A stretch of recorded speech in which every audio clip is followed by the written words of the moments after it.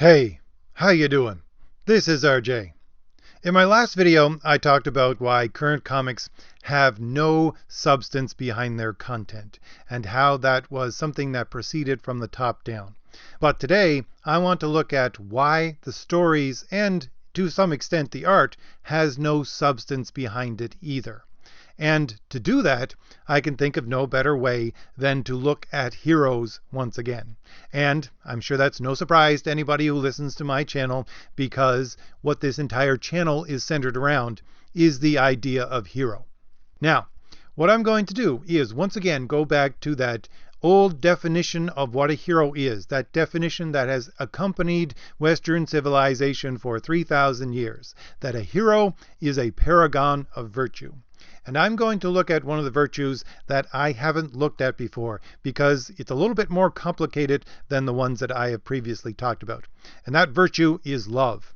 Now, this would be something that in your Christian society you would certainly see as a virtue, both in the ancient world and the medieval world. But you would also see it to some extent in the Greeks and in the Romans as well. It wasn't part of their normal structure of virtues, but it could be put in there. A little more for the Greeks than the Romans, because the Romans were more stoic. But it's difficult to talk about love as a virtue as the Greeks and the Romans saw it, because we actually have a very poor language to discuss this. Because both in the Greek and the Latin, you have three different words that were primarily used for love. And I'll concentrate on the Latin. So for the Latin, you have amor, delectio, and caritas. And these three words for love had a slightly different meaning. One was the love between a man and a woman. One was a brotherly love. You know, you would get that kind of love as a soldier. You would have a band of brothers. And you also had a kind of love which was directed towards the divine. But at the same time, even though you had these three words and they had slightly different meanings, they were also used interchangeably. So you can see how this gets a little bit confusing. But what I'm going to concentrate on is one specific form of love, and that would be the Latin caritas, because it is the origin of a word that we still use today, and that word would be charity. Now, for the ancients and for the medievals, the idea of charity was love, and it was a personal thing too. But if you say charity today, for most people, the first thing that would come to mind would be giving money to an institution, not something that's a personal act of love. And the distinction between viewing it in those two ways is what I'm going to concentrate on, because it is something that most certainly affects the way that characters are written, good stories are written, and the way that heroes are written. And the thing is that where this distinction comes from is an ancient idea of human nature and a current modern liberal idea of human nature. And I'm talking about in the modern period, since the medieval time, the idea as it was first expressed in liberal philosophy and ideology. So I'll start with the ancients and the medievals and look at what their idea of human nature was. Well, their idea of human nature was that every human being is fundamentally broken, and mankind as a whole is also fundamentally broken. And each of us and humanity itself is on a knife's edge. And depending upon our choices, we can either go towards good or we can go towards evil. And as such, we are capable of great good and capable of great evil at the same time. Now, this way of looking at human nature leads to a very interesting mindset. And that mindset is as follows. If you see evil out there in the world, who do you point the finger at? Who do you say that's your fault to? Well, you say it to yourself. Because since you, as a human being, are just like every other human being, capable of great good and great evil depending upon your choices, if you see that evil out in the world and you want to decrease it, the thing that you have the most control over to decrease that evil in the world is yourself. So, if you want to decrease that evil in the world, what do? Well, you personally need to pursue the good. You need to become holy. You need to become virtuous. And if you pursue that virtue over and over again, you could even be a hero. And so, how would you do this? Well, it's spelled out very simply for Christians, and it's that you first love God and then you love your neighbor. And that love of neighbor is charity. So, you need to be charitable towards your neighbor. And it uses the word neighbor for a very specific reason. Again, it's supposed to be something personal. So what you're supposed to do is, if you see evil out in the world, you need to work on yourself. Personally, you as an individual, and you need to go and sacrifice some of what you have to help others. And this sacrifice, if it is a real sacrifice, is going to cause some suffering within you. And you're going to, as an individual, go and help other individuals or other groups of individuals. And again, that love, that charity, it's supposed to be a personal thing. You're supposed to go and help those people as individuals. And when you go and personally help those individuals, not only are you sacrificing and suffering a little yourself, but you're going to see the suffering on the faces of those people that you help. Because, once again, it's all personal, right? So you got suffering happening all over the place here, and you're confronted with it. And again, the thing is, for the Christian, suffering is something that builds character. Now, let's bring that over to comics for a second. When people look at comic stories over the last 50, 60 years, they typically say, the farther back you go, the better the stories you get. And why would that be? Well, I would say the reason that is because of the Great Generation. Those people who went and fought in World War II. Why? Because they had to make a personal sacrifice. They had to suffer. Some of these people just volunteered to go fight. Some of the people said to themselves, well, I don't want to go, but it's necessary. Therefore, I will do what is necessary. And some of them were just drafted and made to make this sacrifice. But all of them were confronted with this sacrifice that they had to make. All of them suffered through this sacrifice that they had to make. All of them saw the suffering in front of them of the other individuals around them as well. And so, since they had all this suffering and they were confronted with it, and suffering builds character, what happened? Well, at the same time that they were going through all of this, they were building their own character. And when those people came back, the more poetic ones, after working on their character so much, were able to take that knowledge and put it down on a page and build good characters on the page. And since they went through these things in a heroic way, and they were exposed to these virtues that they had to draw upon to build their character, these virtues like courage, these virtues like charity, that is to say, your band of brothers kind of love that you would have implemented within the people that you served with, you had the fundamental basis, the knowledge, not just of a good character, but of a good hero. And they could write a good hero. And that's where those great stories came from. Now, let's switch that over and look at the other side, where these awful stories today are coming from and why they have no substance. Well, again, it all goes back to that philosophical definition of human nature within liberalism in the past, in history. And that definition was that, well, some people would say that human nature is essentially good, but it's a little more complicated than that. It's that human nature is essentially nothing. You have no human nature whatsoever. And since you have no human nature, you're a tabula rasa, a blank slate. All you do is you take onto yourself what you see out there in the world around you. And the thing that affects you mostly around you in the world are institutions, these big institutions. So if you're a blank slate, these big institutions are writing on you, and that writing becomes who you are. So if you have good institutions out there in the world, and that is what is being imprinted on you, then you're going to be a good person. If you have evil institutions out there in the world, and they are what is imprinting on you, then you are going to become a bad person. So it's all about these institutions. It's not about anything personal. And so how does this affect the way that these people look at charity? Well, it affects it drastically, because those old institutions of charity, let's say a hospital, they were built by monks or knights who are trying to be charitable. The monks would be charitable towards the poor. The knights would be charitable towards their band of brothers, those people who got injured in fighting. This is originally where institutions like hospitals came from in the West, this idea of charity. But over time, that has been changed into this liberal idea of an institution that you give money to, and they will go and take care of the evil in the world. Now, why has charity been turned into this? Well, because that old idea of charity, it was something personal. It was something individual, and you went out and helped individuals. Because you had to work on yourself. Because you were the problem. Because you were fundamentally broken. And if you wanted to work on the thing that you had the most control over to try to get rid of evil in the world, you worked on yourself. But for someone who thinks in a modern, liberal way of human nature, well, they don't think they have to work on themselves at all. What they need to do is to get rid of bad institutions. All right? So what do? How do you do this? Well, you take an institution that you have control over, and that would be money, and you shift it around and you give it to a good institution. And that good institution will promote itself within the world, and its promotion of itself will in turn destroy bad institutions. So that is what charity is for these people who believe that human nature is essentially nothing. Because there's no reason for you to work on yourself.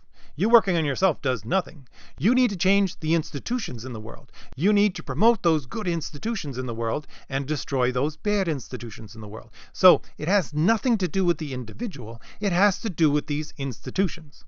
Now, there's two side notes here that I should put in. Number one, in those ancient cultures, there was still giving of money away. It just wasn't considered charity.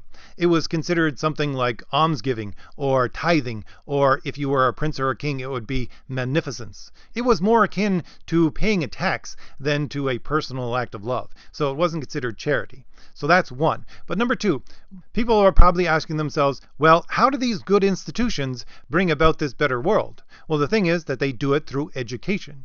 That historically is what the liberal ideology says. It's all through education. If anybody is choosing or clinging to these old institutions, it's because they are ignorant. And so you need to educate people according to the good institutions. And if these people cling to the old institutions, well, you have to re-educate them. And so that's what these institutions are supposed to do in the world. But the important thing is to look at the individual nature of that old idea of charity and the lack of any individual whatsoever in the current liberal idea of what charity is. In that old way of thinking about human nature, it is a personal thing. You need to sacrifice personally. You need to suffer personally. You need to confront this suffering within other individuals personally. It's all centered around individuals. But within the philosophical liberal mindset, well, you don't have to do anything personally at all. All you have to do is move your money around from one institution to another so that those institutions promote themselves, and those institutions, by promoting themselves, will destroy those bad institutions, and will have more good institutions than bad institutions. People will be taught from these good institutions, and it will come to a point where we will have nothing but good institutions in the world, and people will only be taught by these good institutions, and therefore people will only be good, and therefore utopia will ensue. Now, that's all a little bit complicated, I suppose, so let me give you an example of how this plays out from the comic world.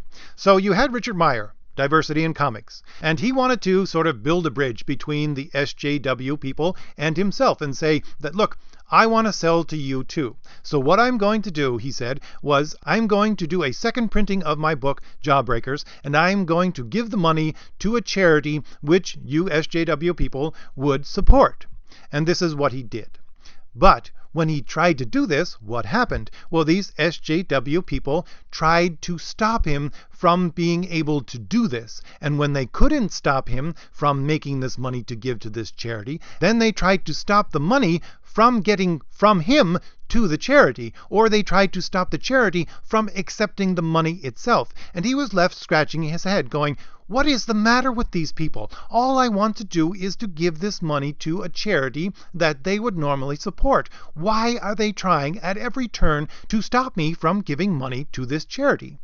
Well, why were they trying to stop him? Because they have within their minds, I'm sure in the back of their minds, they really don't understand this, they're just useful idiots, but in the back of their minds, they have this liberal idea of what a charity is and how charity works. And charity has nothing to do with the individual. And it certainly has nothing to do with the individual that you want to help, or the group of individuals that you want to help.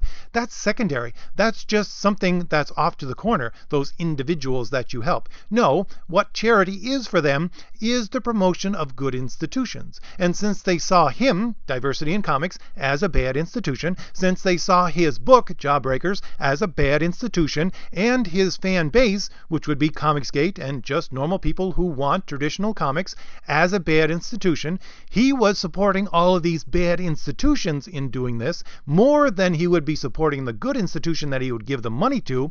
And since the whole thing is not about individuals or the individuals that you help, but the institutions, and his bad institutions were going to be promoted more than the good institution, then they needed to shut this down right away. And that's what they tried to do over and over again. Now, after all that, let's look at how this historical, liberal mindset of human nature plays out in the comics that you see out there today. I did a video about Marika Tamaki. She was giving an interview, and I did a video about it a couple of months ago. And I'll take that video and I'll link it in the description and at the end if you want to go see it. But she was describing how she actually writes a story and how she views human nature. And this was very much according to the classical definition of how liberals define human nature, because this is how she saw both characters and people themselves. She said, people themselves are essentially nothing. All you do is take within you these actions that you see out there in the world. And what you do, and these are her words, you curate those things within yourself. So you are like a museum, and you are the curator of these things that you see around you, and you just bring them into yourself, and you curate them. And when you want to do something in the world yourself, when you want to do an action, what you do is you take these things out from yourself, and you just play act them for people. Because you've already seen them, so you know how they work. You take them out of the curated place where you keep them, and you play act them for people like you were an actor. That's all that you do, and that's all human beings are made up of in her mind. And so when you have that idea of this is what human beings are, that certainly gets translated onto the page of how you create a character. Now, I've started to read a number of modern stories, modern comics, for my 10-second comic reviews that I put out every week. And when I look at these books, these quote-unquote progressive books, all I can see is stuff from television and movies. That's all. I did this one where it was Guardians of the Galaxy, and in the art itself, I could see at least 3 different movie monsters. And in the story itself, I could pick out at least 6 different movie and television references. And this is the same all the time. I did another one, which was The Immortal Hulk, the same thing. I did a couple of Domino, they were the same thing. Now, why would they do this? Why do these books constantly look like this? Well, why? Because to these people, like Marika Tamaki, who view human nature in this way, when you look at television and movies, well, that's the exact same thing as real life to them. Why is it the exact same thing as real life? Because all those people are doing on the screen is they are acting out lines. But that's the exact same thing in their minds, what you do as an individual. You just act out lines that you have curated within your head. Now, those actors have to deliver lines which other people tell them to deliver, but you get a little bit of more control because you can choose some of those lines from what you have in your head, but it's the exact same thing to them. Television and normal life is the exact same thing, because as a human being in your normal everyday life, all you're doing is acting out lines that you have curated in your head, that you have taken in from these institutions that you see outside there in the world. And of course, if you have movies and television, and they are just jam-packed of experience as compared with normal everyday life, where things are just humdrum most of the time, and you don't have these giant dramatic experiences, and you're writing a story that is about giant dramatic experiences, well, what are you going to mostly draw upon? Well, you're not going to draw upon yourself, nor are you going to draw upon your own experiences primarily. What you're going to draw upon is television and movies and plays and all of these other things, because to them, they're the exact same thing as human experience.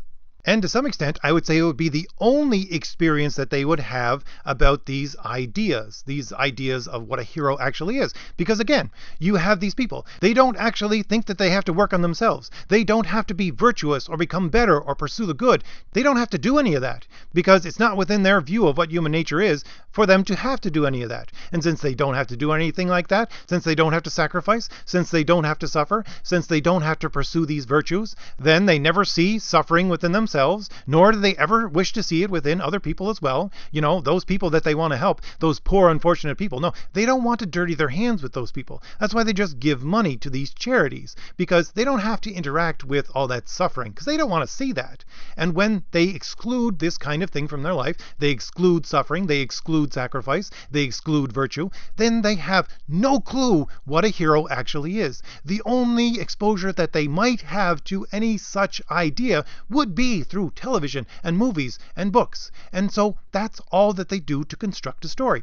They take all of these little bits here and there from television, movies, books, other kinds of media that they have interacted with, and they just mix it all together and represent it in what they say is their own story. And since that is what they do, you can obviously see why these stories have no real substance behind them. And you can see why, because they have no personal experience of self-sacrifice, they have no personal experience of suffering either within themselves or on the faces and in the lives of others, because they have no genuine connection with charity or with virtue, then they cannot write a good character, they cannot write a good story, and they certainly cannot write a good hero.